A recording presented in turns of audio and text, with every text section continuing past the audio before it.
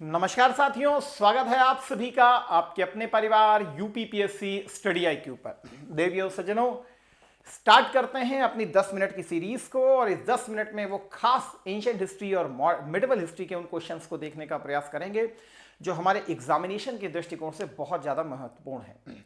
तो आप भी सर्वप्रथम क्वेश्चन को देखिए, पॉज कीजिए और अपना आंसर सिक्योर कीजिए, फिर उसको टैली करने का प्रयास कीजिए।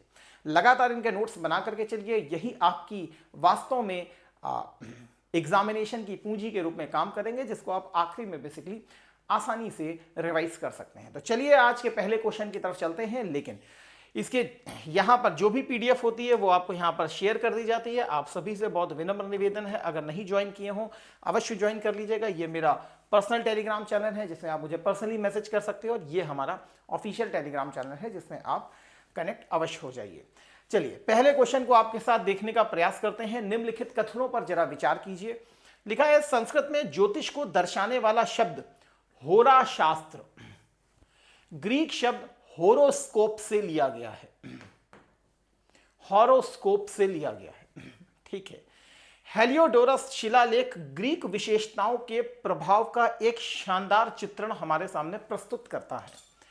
इनमें से कौन सा कथन आपको गलत देखने के लिए मिलता है? क्या लगता है? Okay okay, about statement are incorrect.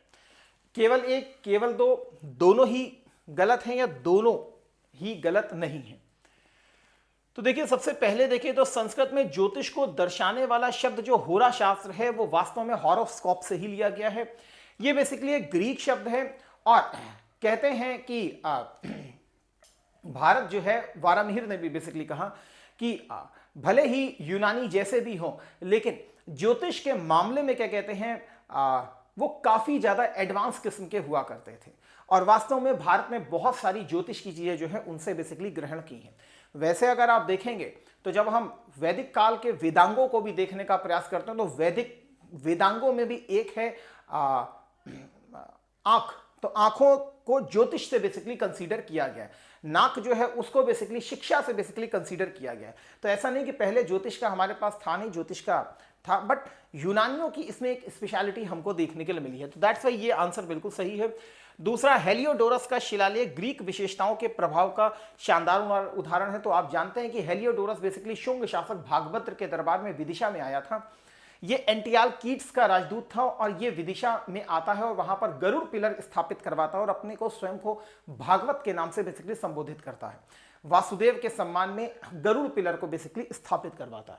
तो ये ग्रीक फीचर का एक इंपॉर्टेंट हमको इंस्क्रिप्शन देखने के लिए मिलता है। इसलिए इनमें से कोई भी गलत नहीं है, अपितु दोनों के दोनों ही सही हैं।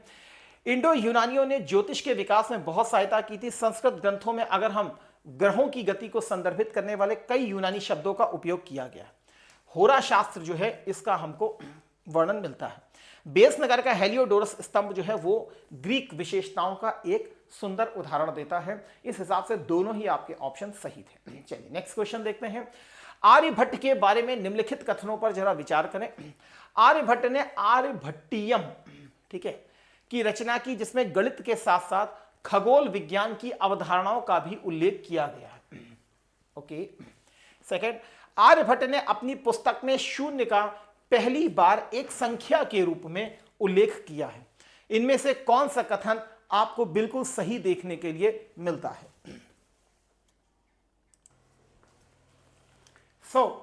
क्या लगता है आंसर? चलिए, आपने आंसर दे लिया होगा, मैं इसका बता देता हूं। आर्यभट्ट ने आर्यभट्टियम की रचना की थी, यह बात बिल्कुल सही है। इसमें गणित का भी वर्णन है, इवन खगोल के भी हमें वर्णन मिलते हैं। इसके अलावा भी आर्यभट्ट की एक और भी किताब हुआ करती थी जिसे सूर्य सिद्धांतिका के नाम से भी आप जानते हैं। तो सूर्य सिद्धांतिका में भी इन्होंने बेसिकली खगोल विज्ञान के बारे में मेंशन किया हुआ है। तो एक एस्ट्रोनॉमर के रूप में भी थे आर्यभट्ट जी, और एक खगोल विद के रूप में भी थे। ट्रिग्नोमेट्री जो है उसके बारे में भी इनके बड़े कॉन्सेप्ट हमको देखने के लिए मिलते हैं, जिसमें आप साइन नाइन थीटा जो देखते हैं, तो साइन जया, उन सब के बारे में भी बेसिकली इन्होंने मेंशन किया हुआ है। ठीक है, चलिए, आर्यभट्ट ने अपनी पुस्तक में शून्य का पहली बार एक संख्या के रूप में उल्लेख किया। देखिए, संख्या के रूप में इन्होंने उल्लेख नहीं किया है। अपितु शून्य का उल्लेख तो है, लेकिन वो एक दशमलव के पैरामीटर में बेसिकली इसको यूज किया गया था, लेकिन एक संख्या के रूप में बेसिकली इसको जो एज अ इंडिपेंडेंट यूज किया गया है वो ब्रह्मगुप्त जी ने 7th सेंचुरी में बेसिकली किया था। ठीक है, तो पहली बार एक संख्या के रूप में उल्लेख जो है उन्होंने बेसिकली नहीं किया था। ये चीज थोड़ा सा आप ध्यान रखने का बेसिकली प्रयास कीजिएगा। बाकी अलजेब्रा है, अलजेब्रा के ऊपर भी इन्हीं का ही ग्रेट कंट्रीब्यूशन हमें देखने के लिए मिल जाएगा। ट्रिग्नोमेट्री है। ठीक है, तो इस हिसाब से कौन सा सही है आपका, केवल एक जो रहेगा वो आंसर आपका सही रहेगा, बाकी जो है सेकंड वाला जो है वो ब्रह्मगुप्त जी के कारण गलत हो जाता है।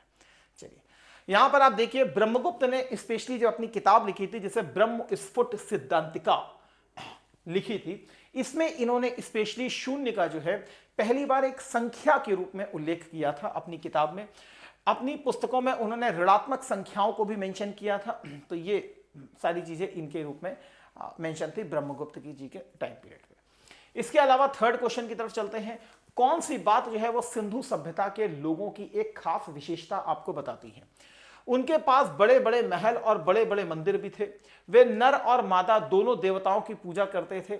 वर्शिप महिला और पुरुष दोनों भगवानों की पूजा करते थे। वे युद्ध में घोड़ों के द्वारा खींचे जाने वाले रथों का भी उपयोग करते थे। इनमें से आपको सही कोड का चयन करना है, केवल एक, केवल दो, 1, 2, 3 तीनों ही सही हैं, या ऊपर दिए गए कथनों में से कोई भी आपको आंसर सही नहीं देखने के लिए मिल रहा है। तो आशा करते हैं आपने इसका आंसर दे दिया होगा। तो यह बात बिल्कुल गलत है कि ना ही हमें कोई बहुत बड़े ग्रेट पैलेस मिले हैं, ठीक है, जैसे हमें इजिप्ट में मिले, जैसे हमें मेसोपोटामिया में बेसिकली देखने के लिए मिलते हैं, ना ही हमको टेम्पल जैसा कोई स्ट्रक्चर यहां पर देखने के लिए मिला है। माना ही जाता है कि जो हड़प्पन सिविलाइजेशन थी वो स्पेशली लोक कल्याणकारी मेथड पर बेसिकली काम करती थी। सिविक सेंस को ज्यादा इसमें बेसिकली फोकस किया गया है, नागरिक सुविधाओं को ज्यादा फोकस किया गया। मेल और फीमेल गॉड हमें दोनों ही मिलते हैं। मातृ देवी की प्रतिमा को भी देखने का प्रयास करते हैं, और भगवान योगी के रूप में पशुपति महादेव की प्रतिमा भी हमें देखने के लिए मिलती है। और सील जो है वो उसकी बात कर रहा हूं। इसके अलावा रथों का उपयोग इनके द्वारा बिल्कुल भी नहीं किया गया। हॉर्स जो है वो बेसिकली भारत में लाएंगे ही कौन? दैट इज वैदिक आर्यंस। वैदिक आर्यंस स्पेशली रथों का प्रयोग करते थे, इसीलिए उनमें डायनेमिज्म ज्यादा हुआ करता था। ठीक है, तो कौन सा स्टेटमेंट यहां बिल्कुल सही है? तो 1, 2 सही है, 2 सही है, 1, 2, 3 सही है, या नन ऑफ द स्टेटमेंट सही है? तो इस हिसाब से आपका हॉर्स वाला गलत हो जाएगा, पहला वाला गलत हो जाएगा, केवल दूसरा ऑप्शन जो है वो आपका बिल्कुल सही है। तो इस हिसाब से बी ऑप्शन जो है आपका सही है कि वो सिर्फ और सिर्फ मेल और फीमेल डीटीज को ही बेसिकली करते थे। ठीक है, तो चलिए आज के सेशन को फिर यहीं रखते हैं। आज के 3 क्वेश्चन हम लोगों ने आपके साथ डिस्कस कर लिए, लेकिन आपको एक बात और भी बताना चाहेंगे, वो है कि हमारा एक बैच चल रहा है जिसका नाम है आरंभ 22.0। 22.0 बेसिकली कल से आपका स्टार्ट हो रहा है, अर्थात 24 मार्च से। तो अगर आप में से कोई भी देवियां सज्जन ब्रदर सिस्टर अगर हमारे साथ मिल करके बेसिकली तैयारी करना चाहता हो, मैं स्पेशली आपके साथ यहाँ पर हिस्ट्री, पेपर 5 और इंटरनल सिक्योरिटी के टॉपिक के साथ यहां पर मैं जुड़ता हूं, जिसमें मैं सबसे ज्यादा फोकस करता हूं आपके लेखन शैली के ऊपर कार्य करने का। तो मेरा सबसे ज्यादा आपके साथ आंसर राइटिंग के ऊपर लिखने का ही प्रयास रहेगा। तो आप इसमें जुड़ सकते हैं। किसी भी बैच को आपको लेना हो तो आप मेरे इस कोड को भी यूज कर सकते हैं जो इस समय आपकी स्क्रीन के ऊपर जा रहा है, जिसका नाम है साई लाइव। तो साई को याद कर लीजिए, लाइव हो जाइए। ठीक है, तो आप स्पेशली यूज कर सकते हैं, या डायरेक्टली आप मुझे व्हाट्सएप भी कर सकते हैं इस नंबर पर। तो इन्हीं शब्दों के साथ देवियों सज्जनों, आप सब मस्त रहें, आबाद रहें, खुश रहें। सेशन को यहीं विराम देते हैं। पुनः आपके साथ कल मिलेंगे उन 3 नए प्रश्नों के साथ जो वास्तव में आपके लिए बड़े उपयोगी होंगे। तब तक के लिए थैंक यू। जय हिंद, जय भारत, वंदे मातरम।